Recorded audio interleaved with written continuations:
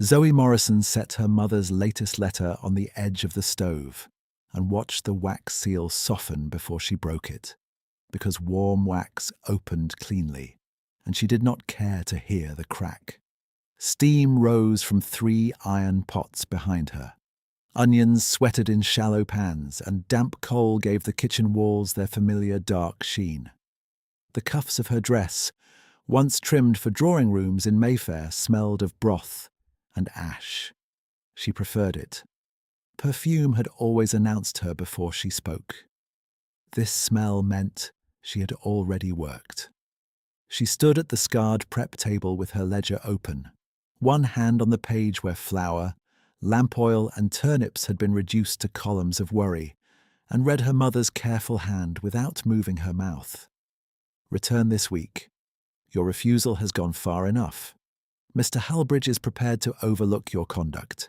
You will marry him. I will not release funds otherwise. The sentences were as flat as winter light, bored rather than angry, which had always been worse. Rage required effort.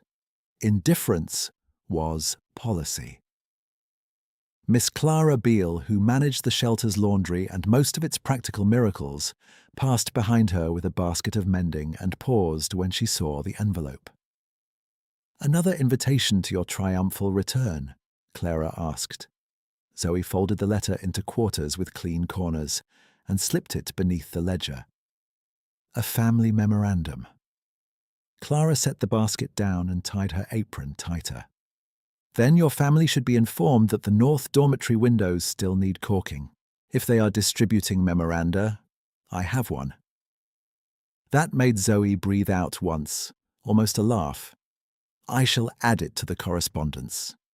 She did not explain that the correspondence came every 4th day with maddening consistency, delivered by a servant who pretended not to recognize the former Miss Morrison when handing over envelopes addressed in her mother's upright script.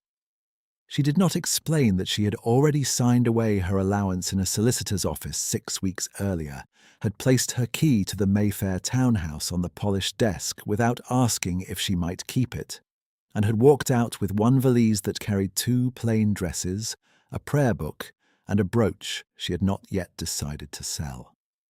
She had made her decision in ink. The consequences arrived by post. By the time the chapel bell struck 7, she had reviewed the bread tally twice and caught a discrepancy of 4 loaves in the previous week's account. Mrs.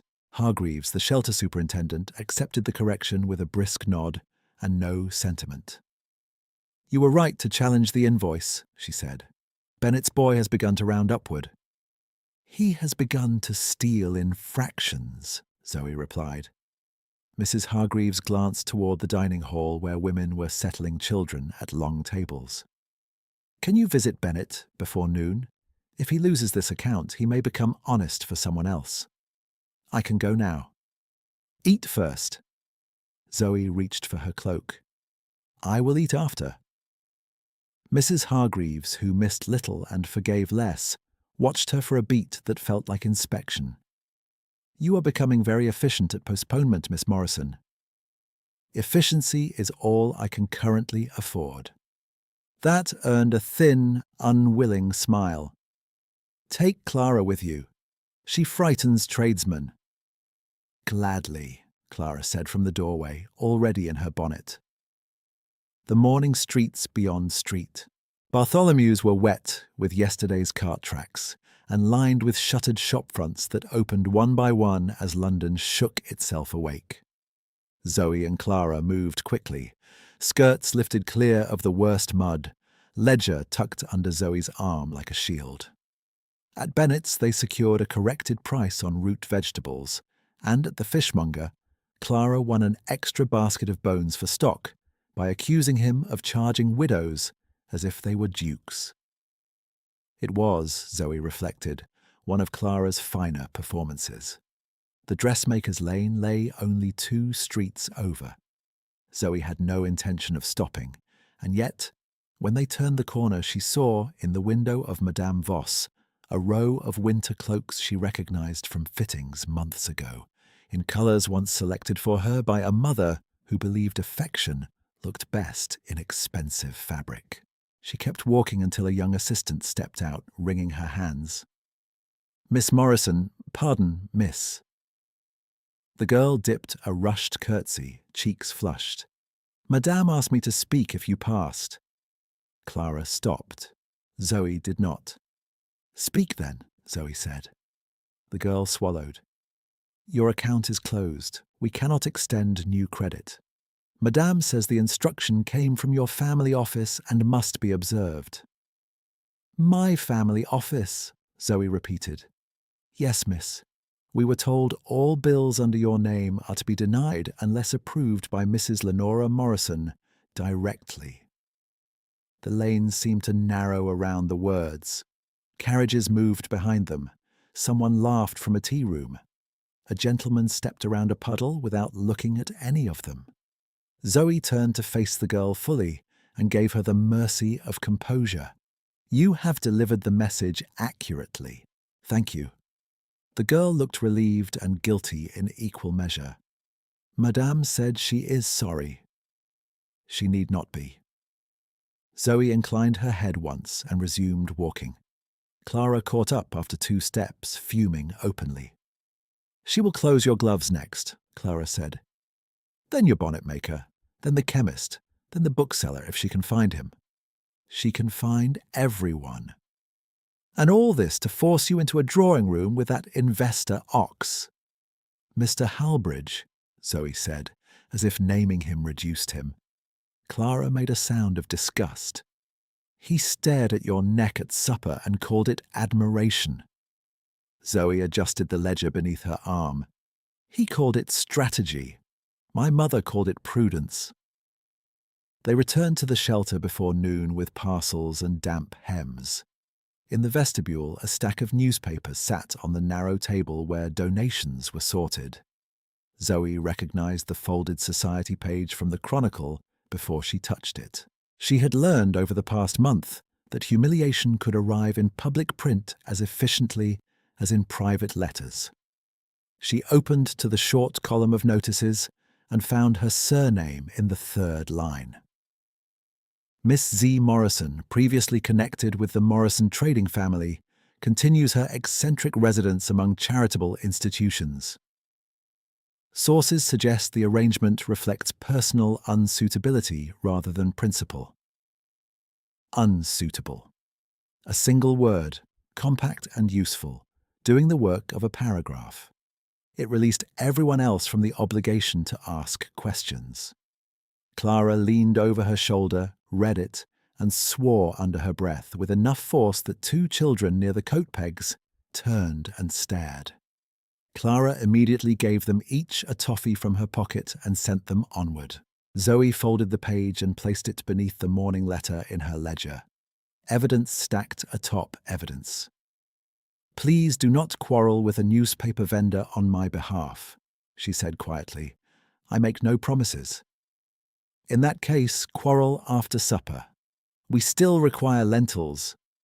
Clara studied her face, searching for the crack that never appeared in company. "You do not have to pretend this does not wound." "I do not pretend." Zoe's voice stayed level. "I inventory it, then I continue." That afternoon she spent 2 hours in the storeroom balancing quantities against appetite, deciding whether to dilute tomorrow's stew or reduce portions, then chose a 3rd solution and cut her own meal allocation for the week on the kitchen board where no one but she would read it. She mended 2 aprons at the sink while water cooled around her wrists and listened to rain begin again against the high window panes. At dusk she sat on the chapel bench near the side aisle, hat in her lap, and did not ask for rescue. She asked for steadiness. It seemed more realistic. When she returned to her room under the eaves, another envelope waited on the washstand, delivered during evening service. Her mother had changed paper stock. This one was thicker, cream with a dark embossed border, as if the message required ceremony. "You are making yourself ridiculous. Halbridge has agreed to a private understanding regarding your charitable hobby. The engagement notice will run on Monday. Present yourself at home by Sunday. Zoe read it once, then set it beside the basin. Her hand trembled only when she reached for the pitcher. Water sloshed over her knuckles and spotted the wood. She dried it with the corner of her sleeve and sat at the small desk where the shelter kept spare stationery for staff petitions. She took up a pen. She did not waste ink on argument. Mother, I will not return. I will not marry Mr. Halbridge.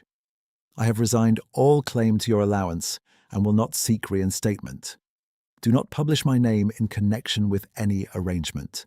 Zoe Morrison.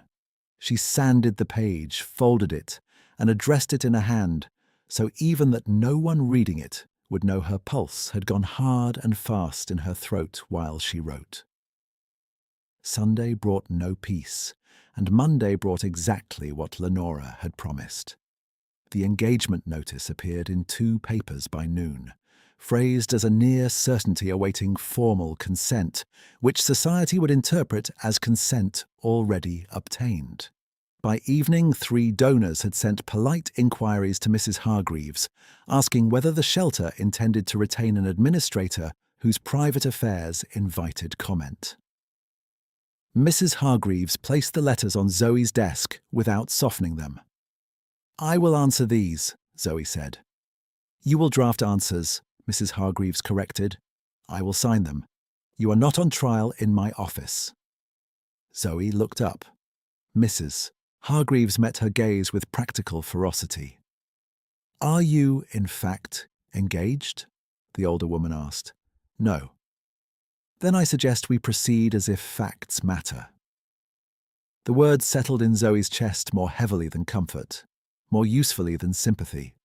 That night, after the final pots were scrubbed and the hallway lamps turned low, she went down once more to the kitchen to set dried beans to soak for morning. The room held the day's heat in the stone. She stood at the long table with her sleeves rolled and measured rations by touch in the half-light, listening to the shelter breathe above her. A cough in the dormitory, a child's brief cry, floorboards answering distant steps. She could still leave. She could return to Mayfair, wear the cloak her mother selected, smile through introductions, marry a man who spoke of wives the way he spoke of acquisitions, and never worry again whether turnips would stretch to Thursday. The path remained open because Lenora preferred possession to exile, provided possession looked respectable. Zoe tied off the sack of beans and set it in place for dawn. Her fingers smelled of starch and dust. She considered the neat letters on cream paper upstairs, the newspapers, the closed credit accounts, the soft machinery of social coercion that could make a woman's life smaller in a week. She did not cry. She lifted tomorrow's ledger, turned to a clean page, and began a new column titled Thanksgiving Provisions, though she had no certainty yet how she would fill it. The nib scratched once, then steadied. Zoe drew a line beneath Thanksgiving Provisions and began listing what hunger would demand before sentiment ever reached the table. Onions, marrow bones, barley, carrots, dried peas, lamp oil for evening service, extra coal for the ovens that breathed like ill-tempered animals when overworked. She added a second column for promised donations and left too many spaces blank. Blank spaces had become their own kind of arithmetic. By dawn, she was in the yard with Clara, receiving crates from a grocer's cart, while mist sat low over the cobbles and turned every hem damp. The grocer's boy lifted one sack as if it were full measure. Zoe cut the twine, plunged both hands into the flour, and reached the bottom too quickly. You have miscounted by nearly £6, she said. The boy looked to his master, then back to her. Perhaps the settling... It settled in your favour, Clara replied. The grocer climbed down, gave the sack a theatrical look, and spread his hands. A mistake, Miss Morrison. I will amend it next delivery. You will amend it now. He held her gaze for a beat, assessing how far he could push a woman with ink on her fingers and no family carriage at her back. Zoe waited without heat. He signaled the boy for another bag. When they brought it inside, Clara muttered, "Your mother freezes your credit, and every man in London suddenly discovers new mathematics." "Then we shall continue correcting them," Zoe said. The kitchen swallowed the morning whole. Porridge for the children. Tea measured so finely she could hear the scrape of the spoon against the caddy as if it were accusation. Mrs. Hargreaves appearing at the door with 2 letters and a list of repairs written in blunt capitals. A widow in the vestibule with a baby tied against her chest, and shoes that had surrendered at the seams. Zoe took the widow's name, assigned a bed by the stove wall, and walked the woman to the infirmary herself, because the child had a cough that sat too deep. The letters waited on her desk when she returned. One from a donor asking whether the shelter intended to maintain standards of respectable oversight. One from Lenora Morrison, the paper thick enough to suggest authority, the content as spare as hunger. "You are choosing a spectacle over duty. The Halbridge matter has gone beyond preference. You will present yourself on Thursday at 4. I expect obedience." Zoe folded the page and slid it beneath the ledger where the previous letters lay. A stack now, not a nuisance. Evidence. She took up the donor correspondence first and drafted an answer in Mrs. Hargreaves's name, each sentence a clean fact. Miss Morrison remained in post by superintendent's confidence. Accounts had passed independent review. Thanksgiving services would proceed. She left no room for gossip to pass as concern. By the second week of November, the shelter moved to Winter Rhythm, and Winter Rhythm had no mercy for private distress. Coal had to be fetched before sunrise if one wished to pay the lower rate. Laundry froze on lines unless turned twice before noon. Children woke coughing, and broth had to appear regardless. Zoe's days narrowed to measurable acts. Inventory at 6, market disputes at 7, chapel at 8 with one eye on the clock, ledgers until her wrist cramped, then back to the kitchen where volume mattered more than elegance, and every loaf had 3 claimants before cooling. On Wednesday, the Chronicle arrived with rainwater at its corners, and her surname in the lower half of the society page again, this time paired with a line about self-imposed austerity performed in lieu of marital settlement. Clara read it, made a sound like a kettle about to split, and carried the paper straight to the stove. "Do not burn that," Zoe said. Clara froze. "You wish to keep it? I wish to file it. For what purpose? For pattern." Clara handed it over with visible reluctance. "One day I should like to file your mother." Zoe slipped the page into the drawer with the letters. "Please choose a smaller cabinet." That afternoon she found Mrs. Nolan, one of the older residents, trying to mend a boy's coat with thread too weak for wool. Zoe took the coat, reinforced the elbow with cloth, cut from her own underskirt hem, and returned it without comment. The boy wore it to supper and sat straighter for reasons he did not name. Later, in the storeroom, Zoe crossed her own supper from the board a second time that week, so an extra portion could go to the nursing mothers. No one announced these exchanges. They simply happened, and the shelter survived another day because 100 such decisions were made, where no one applauded. Thursday came with a hard sky and Mrs. Hargreaves's boots striking the office floor in decisive intervals. "You are expected in Mayfair at 4, she said without preamble, laying Lenora's letter on the desk. "I am expected in the soup line at 4, Zoe answered. "Mrs. Hargreaves studied her face. "Will she come here?" She would never cross this threshold. "Then do your work." Zoe nodded and went to the dining hall where benches had to be scrubbed and bowls counted twice, because a cracked one cut a child's lip last week. At 3:30, a liveried footman appeared at the door and requested Miss Morrison with the inflection of summons. Clara told him Miss Morrison was occupied with potatoes and likely to remain so. He left with polished indignation and no potatoes. That evening, after the final tray returned and the floor had been swept, Zoe stood in the chapel aisle with her coat still on and hands folded against the cold. She did not ask whether she had chosen rightly. That question had already been answered in ink and consequence. She asked for endurance without bitterness, a harder petition. Thanksgiving loomed the way storms did, visible before arrival through pressure changes everyone felt and no one could prevent. Donations promised by people who wished to be seen at charity dinners began to shrink in delivery. One patron sent 2 geese and a note requesting her family crest be placed near the serving table. Mrs. Hargreaves refused the crest and kept the geese. Zoe approved both decisions. On the Friday before service, the kitchen list expanded beyond their usual hands. Clara had secured 3 parish girls for peeling, a retired soldier for fire tending, and 1 volunteer cook, recommended by a benefactor who has never lifted a ladle, according to Mrs. Hargreaves, who said this as if reciting weather damage.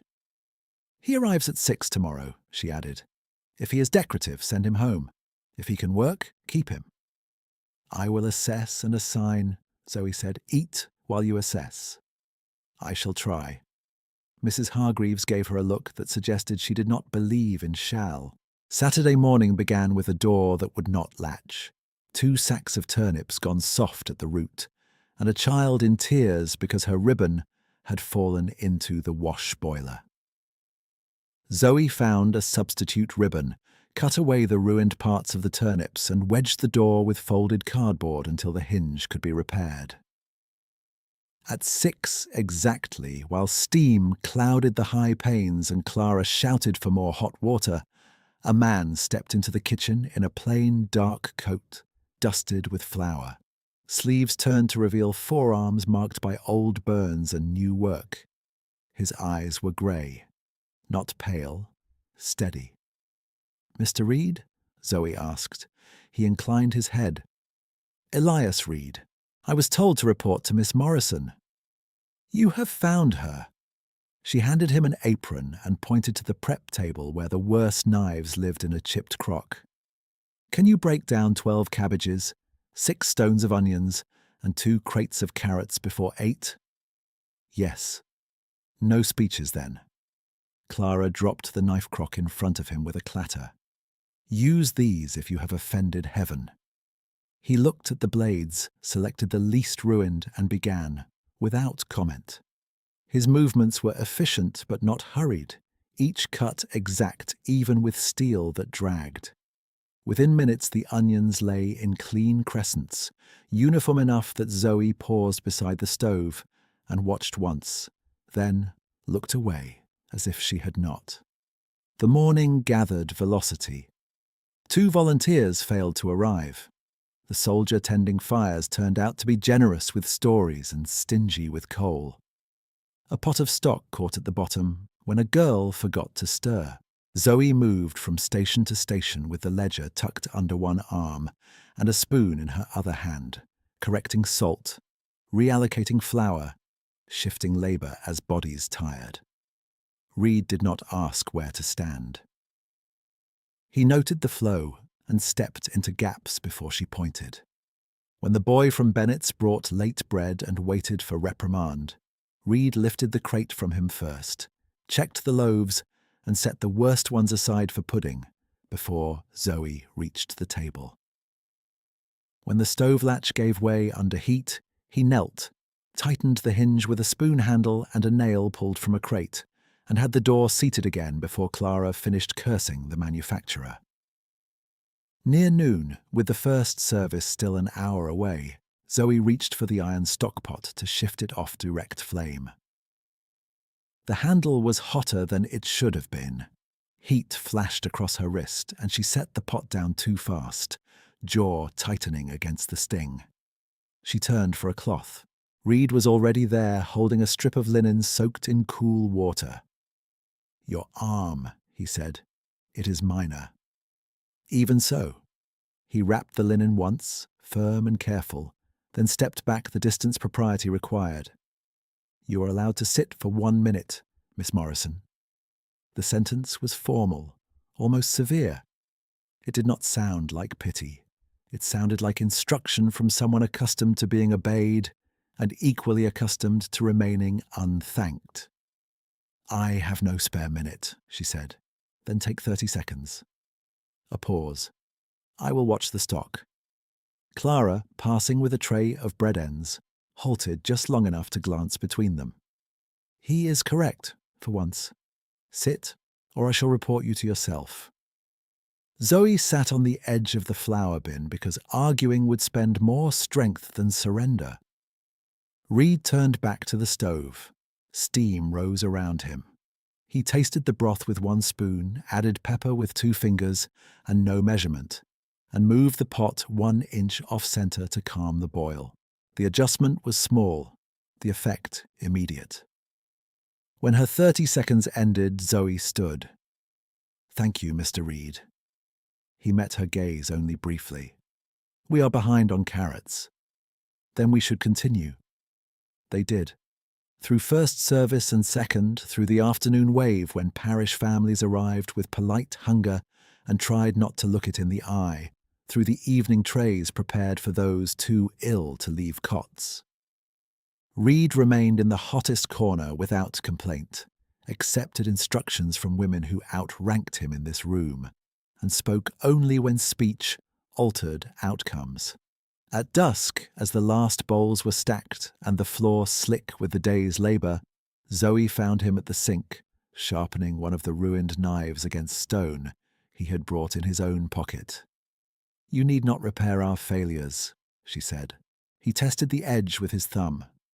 "A dull knife wastes food." "That is true." He rinsed the blade and set it down. "Will you be here tomorrow?" "Yes." "Then I will return." It was not flirtation. It was a statement of schedule, nothing more. Yet when he handed her the sharpened knife, his fingers bore calluses of a labourer, and his diction belonged to rooms that did not smell of coal.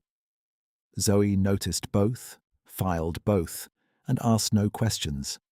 Above them, the shelter settled into night, tired but fed. In the office drawer, letters waited like small traps. In the kitchen, 1 volunteer with weathered sleeves had stepped into her hard-won routine as if he had always known its shape. Zoe remained by the prep table after the others had gone, stacking bowls in disciplined towers while the last of the heat bled from the stone floor. Reed had taken his coat from its peg and should have left with the other volunteers. Yet he stood at the far counter, reducing scraps into neat categories: carrot tops for stock, stale heels for pudding, onion skins for tomorrow's broth tint. No flourish, no request for praise. He worked as if economy were a moral language. Clara came back for her shawl, saw him still there, and gave Zoe a look sharpened by long familiarity. "If he keeps sorting like that, we may have to pay him." "We cannot," Zoe said. "Then feed him before he faints and sues us for negligence." "I am standing here," Reed said, not looking up. "And I am still correct," Clara replied, then disappeared into the corridor with the certainty of a woman who trusted the world to remain foolish unless she intervened. Zoe carried the final tray to the sink and reached for the ladle, intending to scrape what remained into the staff pot for morning. Reed set a bowl beside her hand before she could begin. "For you," he said. "I have already eaten." His grey eyes lifted briefly. "No, Miss Morrison." The words landed without accusation. Statement only. She realized with a small jolt of annoyance at being observed that he had indeed watched her all day and counted what she had not taken. She should have refused on principle, on hierarchy, on the simple fact that she did not permit volunteers to manage her. Instead, She accepted the bowl because her hands had begun to shake again, and because pretending otherwise had become inefficient. They sat on opposite ends of the long table meant for chopping roots, both still in aprons stiff with steam. The broth was thinner than she would have preferred for guests, and richer than she had feared for staff. Reed had added pepper and bay at the right moment. She could taste the balance. After several spoonfuls, he said, "You cut your own ration from the board." She did not look at him. "You read kitchen notices." "I read arithmetic." It was temporary. Was it? She turned then, not to challenge, but to measure. His face in the low lamp was weathered by work and something less visible. Some older restraint held so tightly it had become posture. Men who sought approval filled silence with charm. He did not. "I do not require supervision, Mr. Reed," she said. "I know." "Then why this bowl?" "Because if you collapse, 30 people miss supper tomorrow." The answer was practical enough to be unassailable, and that irritated her less than it steadied her. She took another spoonful, slower this time. Neither of them apologized for the exchange. Neither named the warmth that moved beneath it, brief and private as ember light. A knock sounded at the back door. 2 short taps, 1 long, the signal used by late deliveries and people in trouble. Zoe rose at once. A parish girl stood outside with a covered basket and red eyes. "Mrs. Dallow in Finch Court," the girl blurted. "Her fever has climbed and she cannot keep broth." The nurse asked whether the shelter had any willow bark left. Zoe reached for her cloak before thought arranged itself. "How far?" 3 streets, miss, near the Cooper's yard." "I will come." Reed was already tying his scarf. "You should not walk those lanes alone this hour." "I have done so before." He took the medicine tin from the shelf where Zoe kept emergency supplies and held it out. "Then you may do so with company." She almost refused out of habit. Instead, she nodded once, extinguished 2 lamps, and left Clara a note on the board in chalk. Gone to Finch Court. Back within the hour. The streets were slick and narrow, gaslights haloed in mist. Zoe and Reed walked side by side without touching, their steps matching by accident or discipline. She could not tell which. At Finch Court, the Cooper's wife admitted them with hurried gratitude and led them to a back room where Mrs. Dallow lay under thin blankets, cheeks too bright with fever. Zoe knelt, checked pulse and breath, measured willow tincture into warm water, and sat the woman upright enough to drink. Reed moved behind her without instruction, bracing pillows, steadying the cup when Mrs. Dallow's hand trembled. "You have done this before," Zoe said quietly as they waited for the medicine to settle. He adjusted the blanket edge with surprising precision. "Yes." "In hospital wards?" "In places where there were not enough beds." Not a complete answer. Not a lie. She let it pass. By the time they stepped back into the lane, the church bell had marked 10. Zoe drew her cloak tighter against the cold and felt the ache in her burned wrist return with the night air. "Thank you for coming," she said. "You would have come regardless." "Yes." "Then thanking me is unnecessary." "Most necessary things are." He looked at her then with an expression she could not categorize, something close to respect and farther from comfort than either of them wished to stand.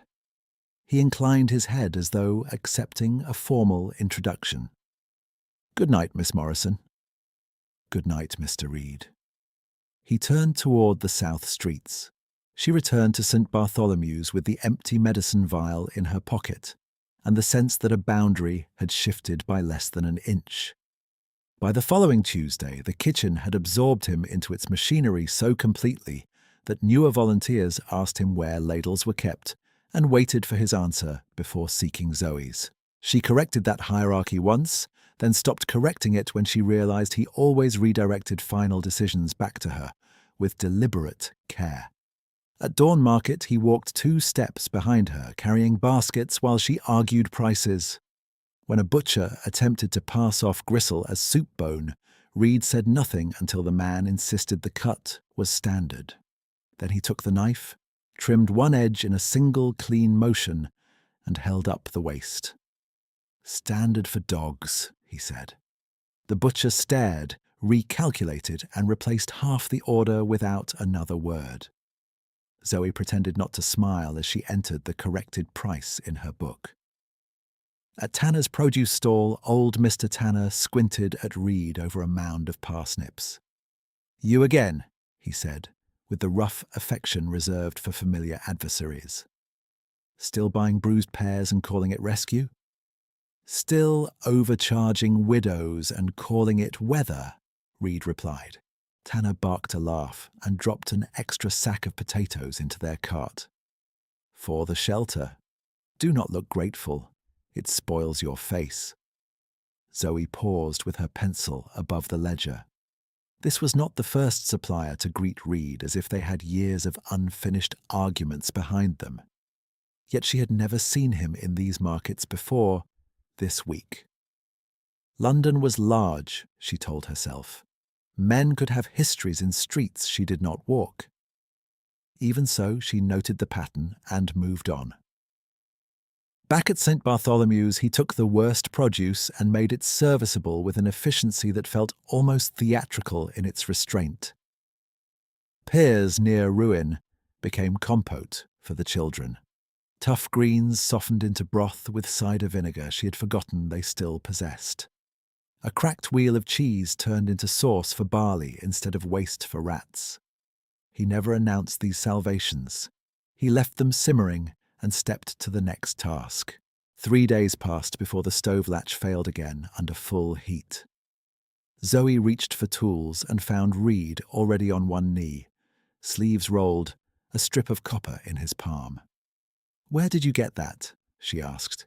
"From the broken kettle in the yard." "You kept it. I keep useful things."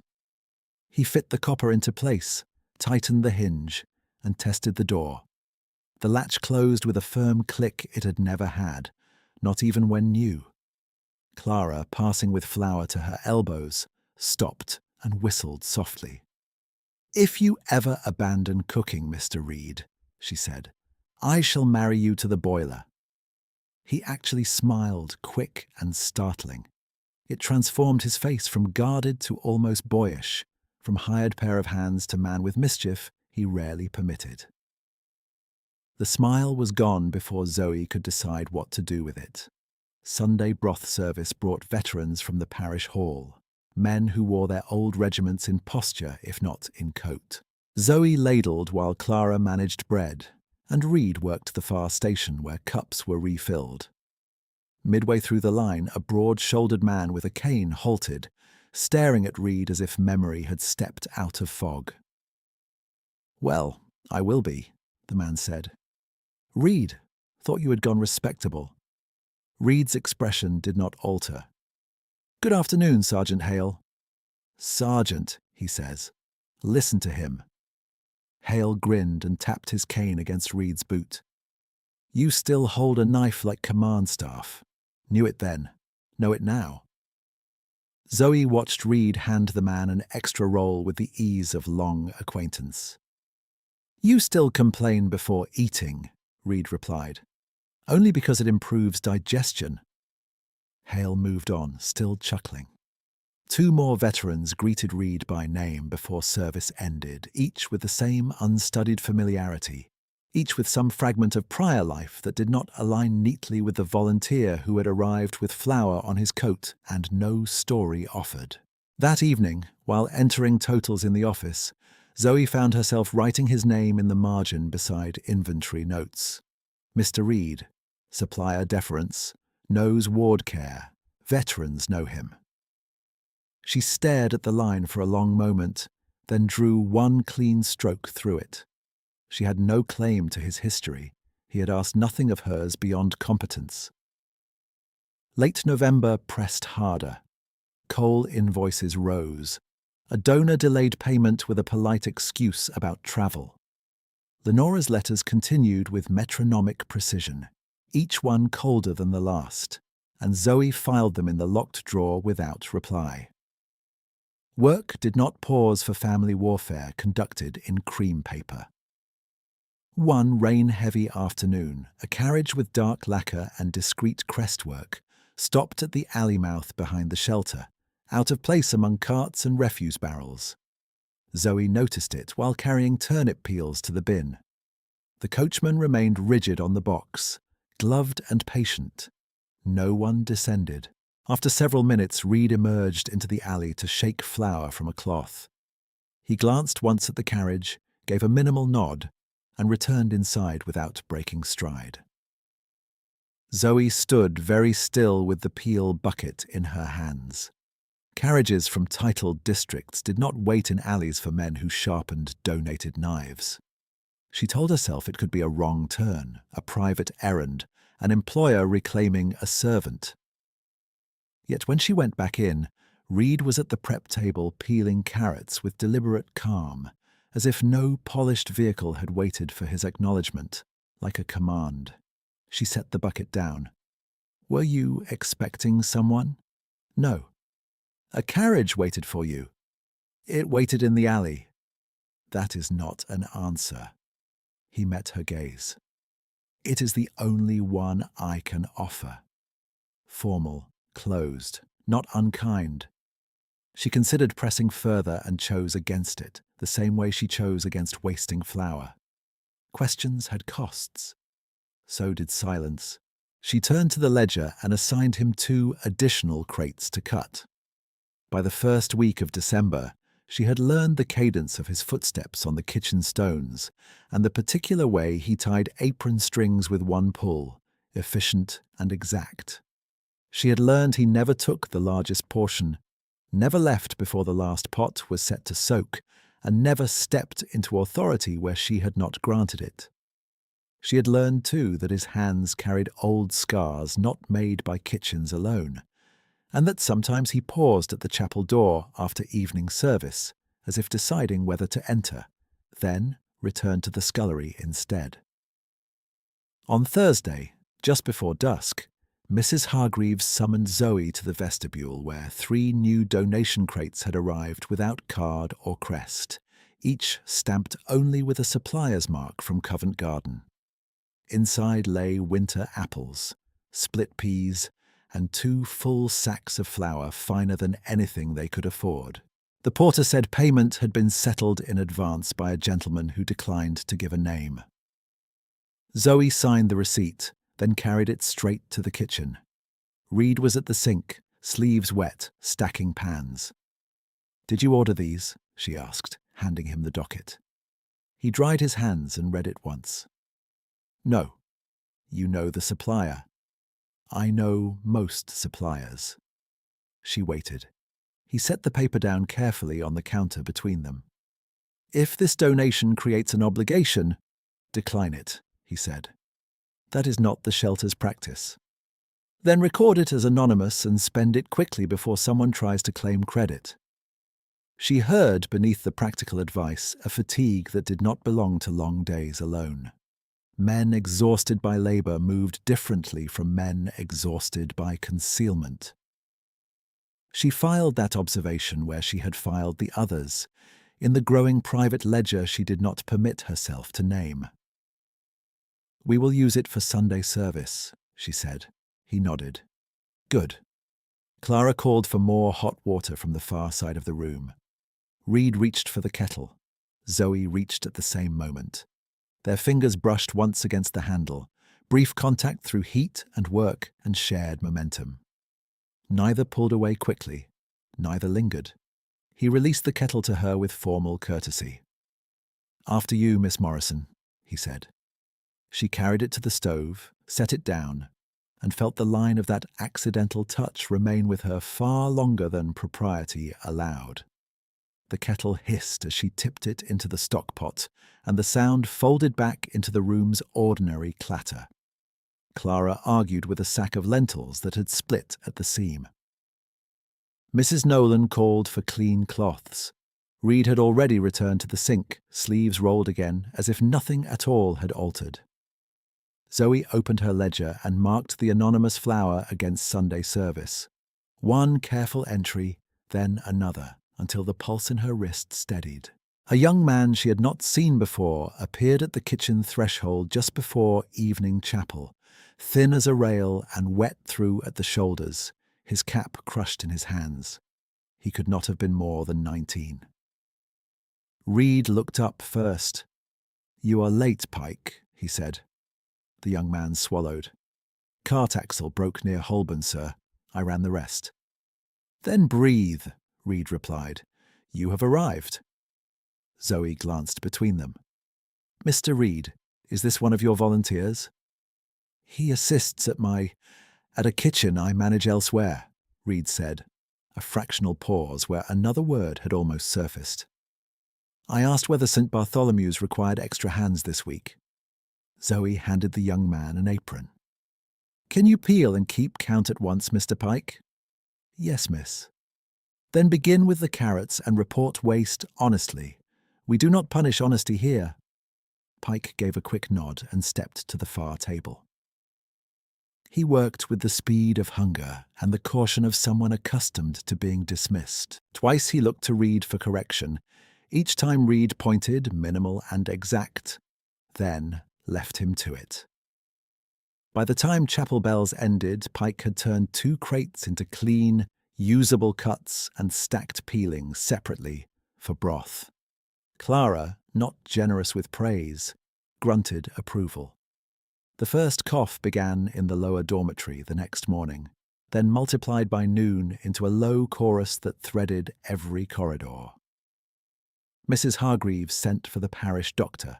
He arrived with damp boots, sharp spectacles, and a face that had forgotten bedside softness years ago.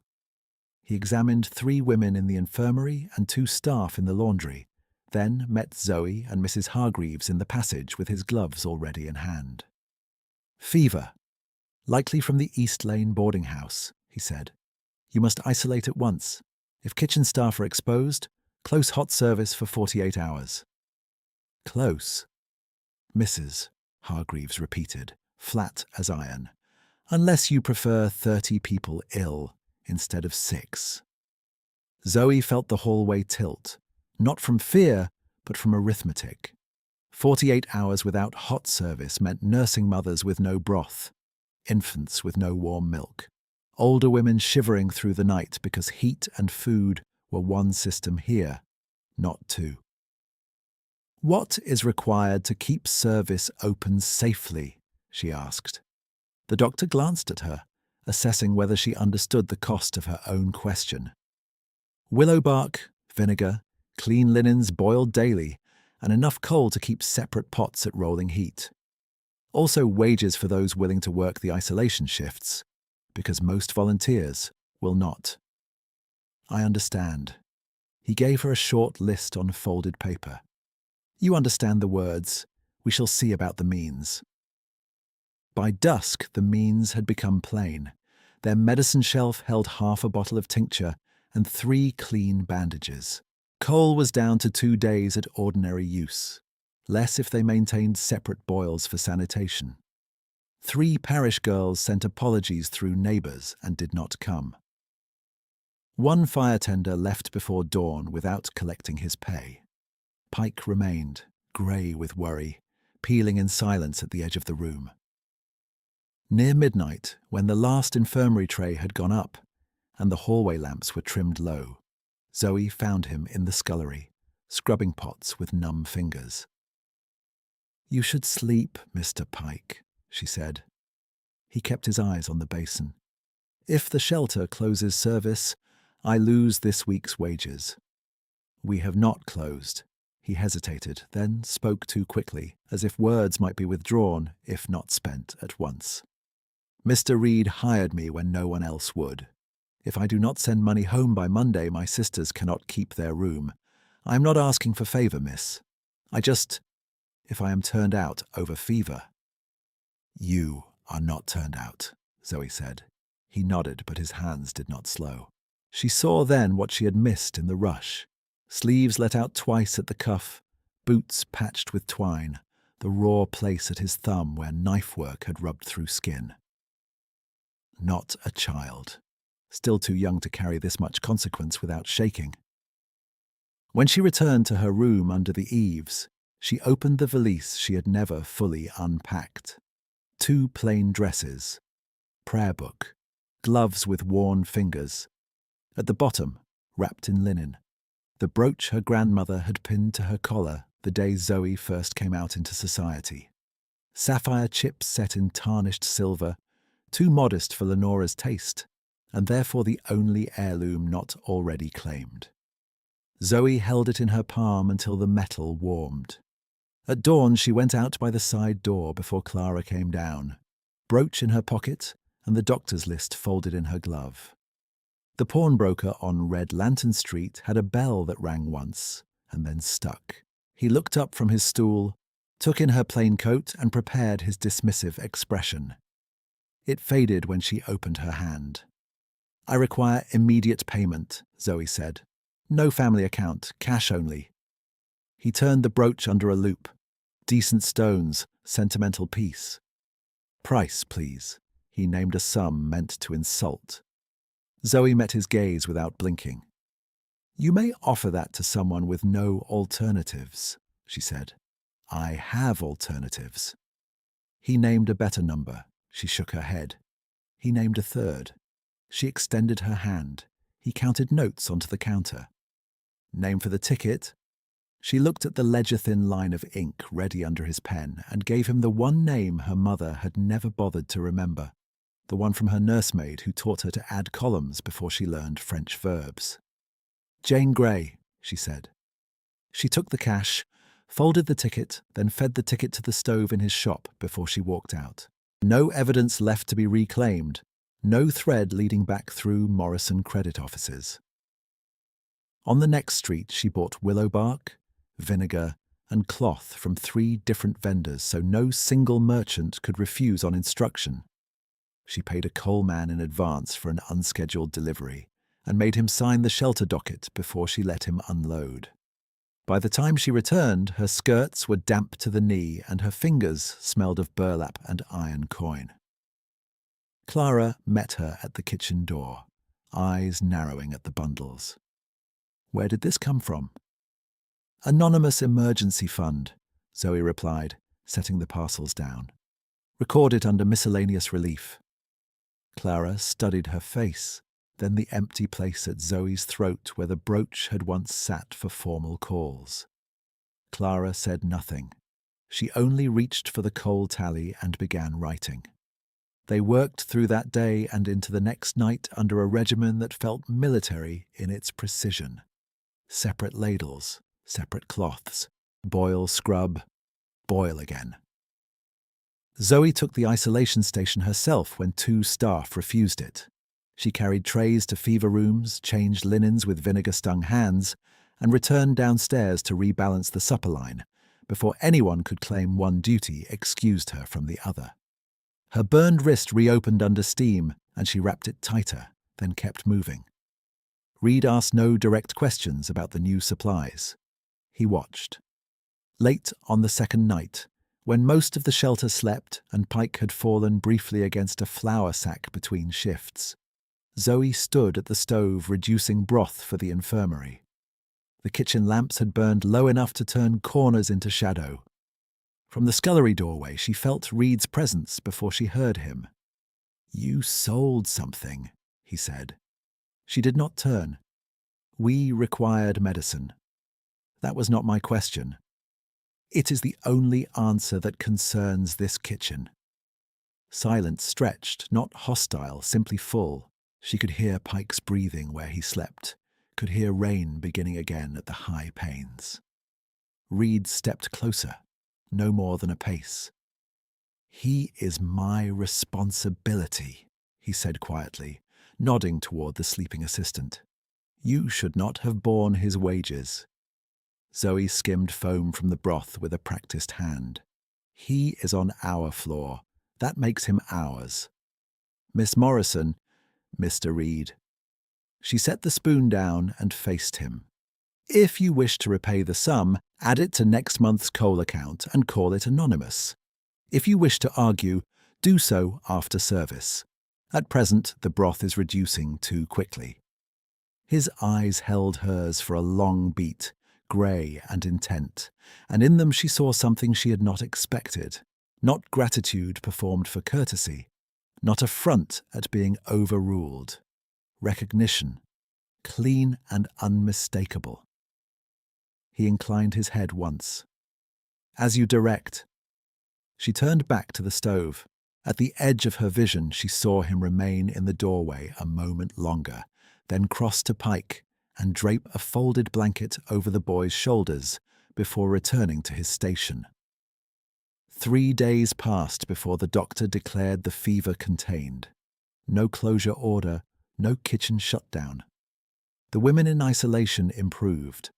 Pike sent his wages by courier and stood straighter afterward, as if debt had loosened from his spine.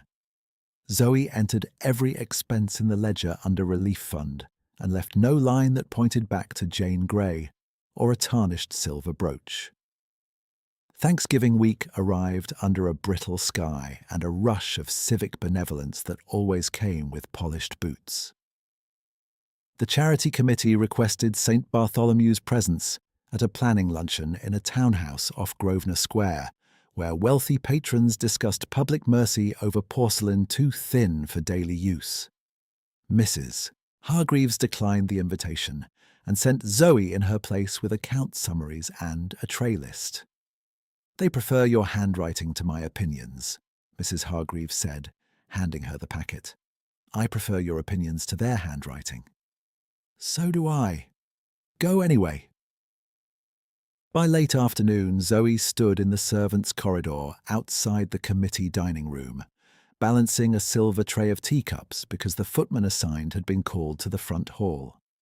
She wore her plain dark dress with freshly mended cuffs, and the composure she had built one deliberate choice at a time. Through the half-closed door came the soft clink of cutlery and voices flattened by wealth into bored certainty. Lenora Morrison's voice was unmistakable. It had never needed volume to wound. "My daughter does not possess principle," Lenora said, as if discussing weather damage to upholstery. "She performs deprivation until a useful man mistakes it for virtue." Laughter answered, polite and brief, and Zoe's fingers tightened against the tray handle. Porcelain rattled once, a fine tremor she stopped by force. Another woman spoke, light with interest sharpened to gossip. "And this Mr. Reed at the Shelter Kitchen. I hear he has become a mascot for reform-minded ladies." A man replied from nearer the hearth. "Reed is a temporary costume. Ashford's 2-star house can absorb that kitchen when he tires of the game." Ashford. 2 stars. Absorb. Each word landed with surgical neatness, opening not one wound, but several at once. Reed's pauses, the alley carriage, suppliers who deferred, veterans greeting him like old command. She stood very still in the corridor while heat rose under her collar and then dropped away, leaving her cold through the wrists. Inside, a chair scraped back. "Miss Morrison is expected, is she not?" someone asked. A servant opened the door fully and saw her already there, tray level, face composed. "Miss Zoe Morrison for the committee," he announced. She entered on steady feet. Lenora turned her head with mild surprise and no embarrassment at being overheard. Their eyes met across the long table laid with crystal and flowers flown in for display. Zoe placed the tray beside the tea service without spilling a drop. Lady Pembroke, chairing the committee, gestured to an empty seat halfway down. "Miss Morrison, we were discussing allocation for Thanksgiving parcels." "Yes, Lady Pembroke," Zoe said. Her voice was even. "I have brought figures."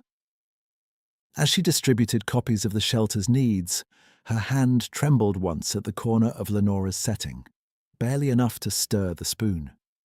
She pressed her thumb against the paper edge until sensation returned. Lenora accepted the document as if taking a bill from a tradesman and moved on to other talk. No apology, no acknowledgement. Social cruelty required neither when rank did the work. Zoe remained for the full meeting, answered each budget question with exact totals, refused 2 ornamental donations tied to naming rights, and secured commitments for flour and lamp oil in writing before she stood to leave. At the door, Lady Pembroke called after her, "Your mother worries for you, Miss Morrison." Zoe turned, hand on the latch. "How kind," she said. 4 words, nothing more. Outside, evening had fallen. She descended the townhouse steps into air that smelled of wet stone and horse sweat, the city loud with wheels and distance. Her hands were still unsteady, so she folded them around the packet of signed pledges and held it against her ribs until the shaking eased. Then she walked back towards St. Bartholomew's, where supper would require counting, where broth would need salt, where a man called Reed, perhaps Ashford, perhaps both, would be waiting at the long table with weathered sleeves and too many truths. She walked into street, Bartholomew's with the signed pledges pressed flat against her ribs, and went directly to Mrs. Hargreaves's office, because figures still had to be lodged, even when a woman's name had just been cut open in a dining room. Mrs. Hargreaves looked up from the account stove side and held out her hand. Zoe passed over the packet without preface. Flour, lamp oil, and winter apples were confirmed in ink for Thursday delivery. 2 ornamental offers had been struck through and initialed. Mrs. Hargreaves scanned the pages, gave one sharp nod, and set them beside the shelter seal. "Good work," she said. "You look unwell." "I am tired." "That is not what I asked." Zoe met her gaze. "I can complete supper service." Mrs. Hargreaves watched her for a long, practical beat. "Then complete it. You will brief me afterward." In the kitchen, heat struck her face, familiar and almost merciful. Reed stood at the far station reducing bones for overnight broth, sleeves damp at the cuff, expression unreadable as he checked the boil. He looked up when she entered. Nothing in his face changed, yet he noticed at once that her right hand was clenched white around nothing at all. "You are late by 20 minutes, Miss Morrison," he said. "Charity committees are punctual only in self-regard." She untied her cloak, hung it, and moved to the ledger stand. "We have secured flour and oil. Apples on Thursday. Then tonight, we spend onions." Yes, that was all. No inquiry, no performance of concern, no demand for confidences she had not offered. He worked as he always did, stepping into gaps, turning toward the heavier pot when her wrist stiffened, placing the finer knife by her board without comment. The room moved around them in practiced sequence. Pike at carrots, Clara at bread, Mrs. Nolan portioning tea. Zoe held her composure through each station and felt it thinning at the edges like old linen. When the final trays were sent up and the floor was washed, she delivered her briefing in Mrs. Hargreaves's office with full numbers and no mention of Lenora's voice through a half-closed door. She included every pledge, every condition attached, every likely failure point in delivery. Mrs. Hargreaves listened, asked 2 precise questions, then folded her hands. "What happened in that house?" she asked. Zoe kept her eyes on the inkstand. "My mother offered an opinion of my character. Others discussed plans for this kitchen as if it were transferable property." A stillness settled over the office that had nothing to do with cold. Mrs. Hargreaves said, "Did they name a buyer?" "They named Ashford." The older woman's expression did not alter, but her attention sharpened. "And Mr. Reed?" "He continued service this evening." "Not what I asked." "No," Zoe said. "Not what you asked." Neither spoke for a moment. Then Mrs. Hargreaves slid the pledge packet into the locked drawer and turned the key. "You have done your duty for today," she said. "Go up." In her room under the eaves, the washstand held another cream envelope. Zoe did not open it immediately. She lit the lamp first, set her valise on the bed, and took out the drawer box where she had stored every letter and clipping. Lenora's commands, the frozen credit notice copied by hand. Chronicle columns with unsuitable and eccentric underlined in her neat pencil. She placed them on the desk in a straight stack, then broke the seal of the newest letter. "You have embarrassed this family in public. Return tomorrow by noon. If you fail, I will proceed without your consent and conclude the Hullbridge arrangement formally. No surprise, only escalation." She read it once, then set it atop the pile and rested both palms on the desk until the trembling in her fingers subsided. Something harder than tears formed inside her, dense and cold and clean. She took up her pen and wrote 2 letters. "Mrs. Hargreaves, I resign my administrative post effective immediately upon delivery of this note. The enclosed ledgers are balanced through today's close. The charity pledges are filed in your right drawer under committee seal. Thank you for trusting me with work that mattered. Zoe Morrison." The second was shorter. "Mother, no. Zoe." By the time the chapel clock struck midnight, she had packed the same one valise she had carried out of Mayfair. 2 dresses, prayer book, gloves, ledger copy, and the bundle of letters that had documented each attempt to reduce her to obedience. She added the shelter keys to her pocket, then paused at the door and looked once around the room with its narrow bed and cracked basin, the only place in London that had asked her what she could do rather than who would claim her. She carried the valise downstairs and found Clara in the laundry passage folding linens for morning. "You are wearing your walking boots," Clara said, eyes dropping to the bag at once. "At this hour?" "Yes." "Where?" "Ashford House." Clara set the linen stack down with deliberate care. "Do you want me with you?" Zoe shook her head. "No, I need you here." Clara's mouth tightened. "Will you return before dawn?" "I do not know." Clara stepped forward, took Zoe's free hand and pressed something into it, a small wrapped heel of bread and cheese. "Then at least be fed while you overturn your life." Zoe almost smiled. "That appears to be your specialty." "Go then," Clara said, "and if anyone tries to name you for you, do not permit it." The city was half dark and wet when she reached Ashford House, the rear entrance bright with kitchen lamps and the metallic clatter of pre-service. It was larger than St. Bartholomew's kitchen by 3 rooms, and half a world: tiled walls, polished copper, ordered ranks of pans, young men in white coats moving in disciplined silence under pressure that smelled of butter, wine, and heat. No one stopped her at first because she walked as if she belonged to urgent business. A scullion finally turned and blinked at her valise. "Madam, this is private." "Mr. Reed," she said. "Now." The boy hesitated. Reed's voice came from the pass, calm and carrying. "Let her through." He stood near the central counter in a dark apron, sleeves rolled, a line of plated starters waiting inspection under bright lamps. 2 cooks glanced between them, then looked away on instinct. Zoe walked straight to him, set her valise on the floor, and took the ring of shelter keys from her pocket. Metal clicked once as she placed them on the steel edge between them. "I have resigned," she said, his face stilled. "From the shelter?" "Yes." "Why?" "I will not remain where secrecy and my mother's contempt can script my life from opposite ends." Her voice did not rise. "I heard my name used as leverage this afternoon. I heard this kitchen discussed as acquisition. I heard yours spoken with another title."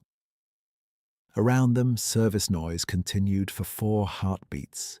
6, then thinned as senior staff sensed a fault line and moved the line forward without asking questions. Reed glanced once to his sous chef. "Take first seating," he said. No delays. The man nodded and began issuing quiet commands. Reed untied his apron slowly, folded it, and set it aside. Without the apron, the room's hierarchy bent toward him in a way it had never bent toward Mr. Elias Reed at St. Bartholomew's. "Come with me," he said. He led her through a narrow side corridor into a private office off the cellar stairs, small and severe.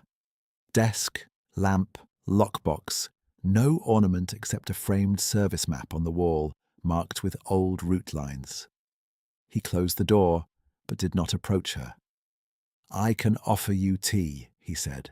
"I require truth."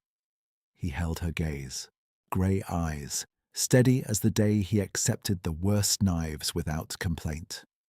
"My name is Julian Ashford," he said. "I cooked beside you every Thanksgiving because I wanted to know who you were before the world told me what to see." The sentence landed with almost no drama, and with it every inconsistency in the last month aligned into one hard, coherent shape. Suppliers deferring, carriage in the alley, veterans saying command staff, the assistant who obeyed him like livelihood depended upon it, the donation crates without crest, the guarded pauses where he had stepped around his own name. Zoe set one hand on the desk edge, not for support, but for stillness. "You tested me." "Yes." "Why?" "Because charity can be performance in rooms that applaud it." His voice remained measured. "At St. Bartholomew's, no one applauds. I needed to see what you did when no one was watching." A short, humorless breath left her. "You saw enough to let me be discussed as if I were a fool in borrowed dignity." "No." He crossed to the lockbox, opened it, and withdrew a leather folio tied with plain cord. "I saw enough to act." He placed the folio on the desk and slid it toward her. Inside lay legal papers, neatly tabbed, trust deeds, transfer orders, notarized statements, correspondence between Lenora Morrison and family solicitors. The first page named St. Bartholomew's Women's Shelter as beneficiary of an endowed fund held in independent trust. The second named Zoe Morrison as sole administrative trustee with full discretion over disbursement, protected from family claim. Further in, a packet of sworn affidavits and account extracts documented Lenora's diversion of legacy income that had been contractually designated for Zoe's personal settlement, along with instructions sent to creditors to freeze her access in coercive coordination with marriage negotiations. Zoe read standing up, lamp heat on one cheek, the paper edges sharp against her thumb. The world did not tilt this time. It clarified. "When was this executed?" she asked. "This afternoon," he said. "Filed at Chancery before 4. Copies were served to your mother's solicitor by 6. She looked up slowly. "You moved against her today." "I moved to remove her leverage. The rest is court procedure." Outside the office door, a bell rang twice for service pacing. Inside, silence held. "You concealed your name from me," Zoe said. "Yes." "You had no right." "No." He did not defend it. "I did it anyway." That clean admission, absent excuse, made anger harder and trust no simpler. She closed the folio and kept her hand on it. "What do you want from me now, Mr. Ashford?" "Choice," he said. "Nothing signed tonight. No gratitude requested. You may walk out with those papers and never step into this house again. The trust remains yours. The case proceeds. Your position does not depend on me." The crux of it sat there between them, austere and unsentimental. He had hidden himself, and he had also dismantled the mechanism that had been crushing her by increments for months. Injury and relief in the same breath. She lifted the keys from the desk where she had left them and set them atop the folio. "These return to St. Bartholomew's in the morning," she said. "I resigned in anger. I do not make policy in anger." A flicker crossed his face. Not triumph, something closer to respect. "As you decide." She took up her valise with one hand and the folio with the other. At the door, she paused. "Julian," she said, testing the name without title, rawer than protocol allowed. "No more tests." "None," he said. She opened the door and stepped back into the corridor heat while service thundered on, carrying legal proof, a bag packed for departure, and a future that had shifted from coercion to choice in the space of one quiet sentence. She did not go back through the dining room. She crossed the rear passage with her valise and folio, past racks of plated fish and men calling times in clipped tones, and stepped into the alley where the night smelled of wet brick and yeast. Julian followed only as far as the threshold. "A carriage can take you to St. Bartholomew's," he said. "I walked here. You have documents now that some people would prefer misplaced." She considered that, then nodded once. The same dark carriage that had once waited in silence rolled forward from the corner. So that had not been a wrong turn, not a mystery. His household had been watching distance and danger while he peeled carrots in her kitchen. At the shelter gate, she stepped down without taking the driver's hand and entered by the side door, where the corridor lamps were burned to stubs and the stone held dawn cold. Clara sat on a laundry stool outside the kitchen, arms folded as if she had not moved all night. "You came back," Clara said. "Yes." "With answers?" "With paperwork." Clara looked at the folio, then at Zoe's face. "Better than flowers." In Mrs. Hargreaves's office, Zoe placed 3 things on the desk in order: her resignation note, the shelter keys, and the folio tied in plain cord. Mrs. Hargreaves read the first page of the trust deed in complete silence, then the affidavit packet, then the Chancery filing stamp with yesterday's date and hour. "Your mother's leverage is finished," she said at last. "Legally challenged," Zoe corrected. "Finished when enforced." Mrs. Hargreaves gave her a look that almost counted as approval. "And your resignation?" "I wrote it before I had facts. If the post remains open, I request to withdraw it." Mrs. Hargreaves tore the note once down the middle and dropped it into the ash bin. "It remains open. You will not resign by candlelight again." "I will try to avoid melodrama." "Do not avoid. Time it better." By dawn on Thanksgiving Day, Zoe had changed into a clean work dress and unlatched the drawer box from her room under the eaves. She carried every letter from Lenora, every society clipping with unsuitable marked in pencil, the copied credit denials, and the donor inquiries that had questioned her respectability. She laid them beside the legal packet and took both to the solicitor Julian had named in a brief note delivered at first light. The clerk accepted the bundle, listed each item, and read the inventory back to her while she listened for omissions. "Do you submit these as exhibits of coercive pattern?" he asked. "Yes." "Any item you wish returned?" "No." Evidence given ceased to be private burden. It became record. When she returned to St. Bartholomew's, the hall was already alive with Thanksgiving motion. Trestle tables scrubbed white, bowls warming by the stove doors, widows tying aprons beside former governesses and dock wives, with no one asking rank because hunger erased those lines faster than speech. Pike stood at the far board in a fresh apron, cutting celery with controlled hands. "My sisters kept their room, miss," he said when she passed. "Good," Zoe answered. "Then cut finer. Today the broth must stretch and still taste of care." Julian arrived through the kitchen entrance in a dark coat. No apron yet. No concealment attempted. 2 committee patrons who had come to observe service recognized him at once and lowered their voices with visible confusion. He gave them neither performance nor explanation.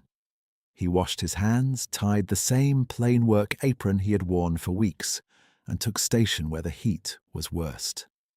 The loaded details settled into place one by one. not by proclamation, but by use. Suppliers came to the back door with pledged deliveries and addressed Zoe directly before checking with anyone else. The butcher who had once argued over gristle sent true marrowbone and asked Pike whether Miss Morrison required extra. Sergeant Hale arrived early to carry benches and, seeing Julian at the stockpot, barked a laugh.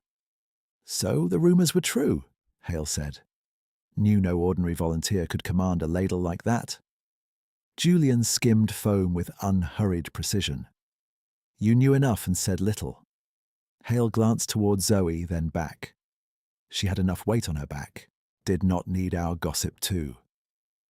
Not everyone who had paused mid-sentence would ever explain themselves. Some did. Some remained quiet. Zoe found she no longer needed every silence translated. At noon, the committee entered in silk and dark wool. Lady Pembroke at front, Lenora Morrison half a step behind her with bored composure, set like lacquer. The hall had dismissed Zoe once by paper and whisper. Now it watched her from both sides of the table, waiting to see which version of her would stand. Mrs. Hargreaves struck a spoon lightly against a cup. "Before service, one notice," she said. "By authority of the new trust instrument filed yesterday, Miss Zoe Morrison is appointed Director of Operations for St. Bartholomew's Women's Shelter, with independent control of provisions and accounts. Questions regarding funding may be addressed to Director Morrison during posted hours and not during meal line." A murmur ran the room, then stilled when a court officer stepped in from the vestibule and asked in a carrying voice, "Mrs. Lenora Morrison?" Lenora turned with visible irritation. The officer handed over sealed papers and waited while she broke them. Zoe did not move from her station.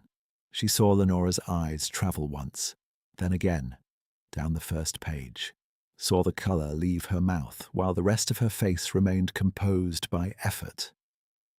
Lady Pembroke leaned toward her. "Is there a difficulty?" Lenora folded the order with care, too precise to be casual. "A temporary procedural inconvenience." The court officer spoke for the room anyway.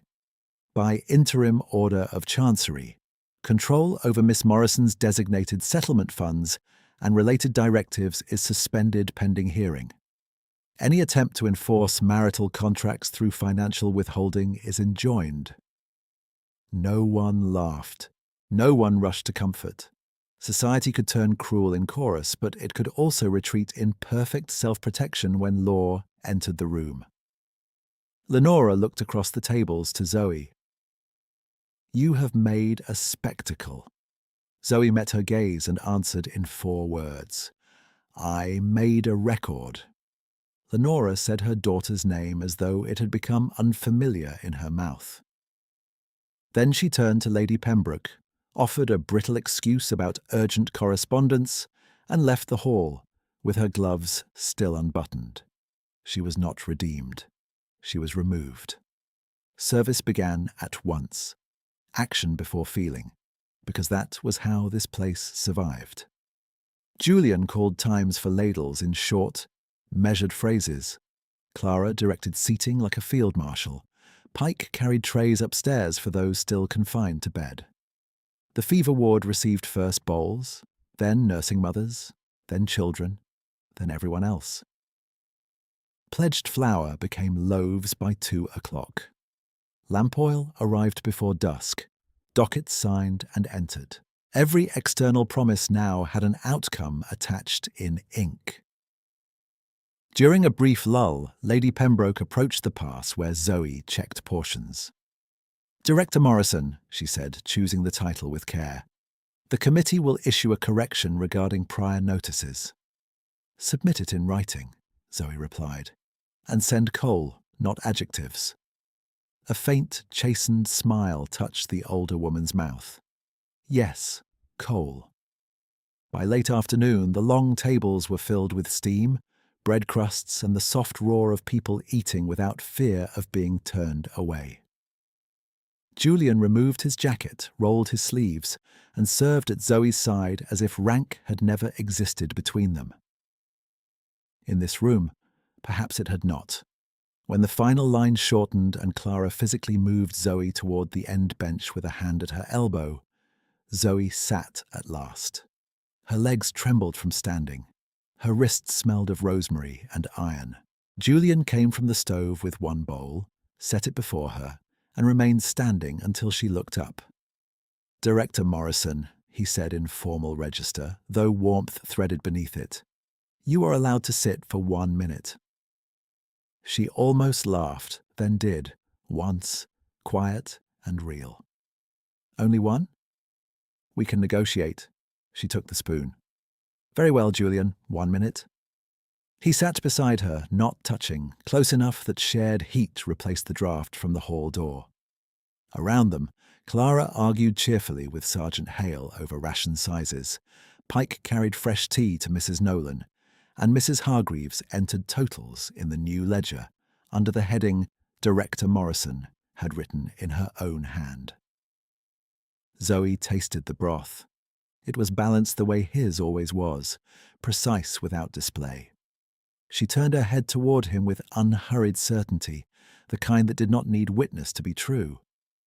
"No more tests," she said softly. "No more," he answered. She nodded once, accepted the bowl fully in both hands, and stayed seated while he served the next table, belonging to the room that had once named her unsuitable and now moved, fed, and orderly under her direction.